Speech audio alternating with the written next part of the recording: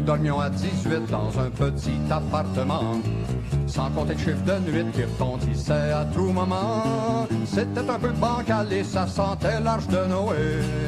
Une ambiance amicale a fait chanter oh ouais, oh ouais, oh ouais. Il y avait bébé Gorille, Patoche, puis Lulu la baquette.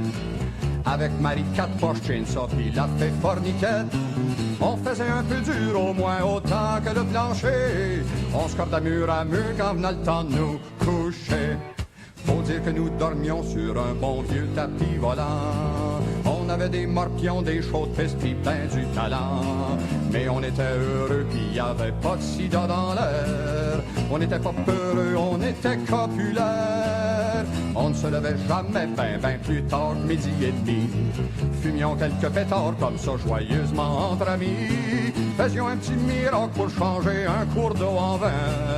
Et c'était la débauche sous le tapis d'hiver. Les oiseaux de malheur ne volaient pas assez haut pour nous. On ne savait même pas le temps nous passait en bas des genoux. Quand on prenait un bain, c'est qu'on traversait un nuage. Comme des chérubins, on ne portait pas notre âge. À chaque mois, on avait la visite du propriétaire. Cette espèce de gros navet qui aurait pas dû sortir de terre. De voir ainsi son trou transformé en joyeux bordel. Nous trouvait tellement fous et tirait un coup d'aile. Il y avait des trous d'un mur pour laisser passer les esprits, dont les venteux murmures nous prévenaient des intempéries. Quand il y avait des trous d'air, nous demeurions sagement tapis, jusqu'à ce qu'on considère que c'était des trous dans le tapis.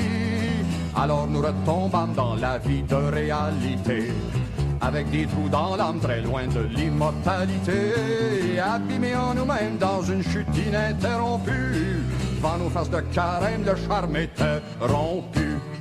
Et puis ce fut la rue, chacun parti de son côté, à tout jamais intrus dans toute forme de communauté, laissant nos utopies dans les mains du propriétaire, le cul sur le tapis et les pieds bien sur terre.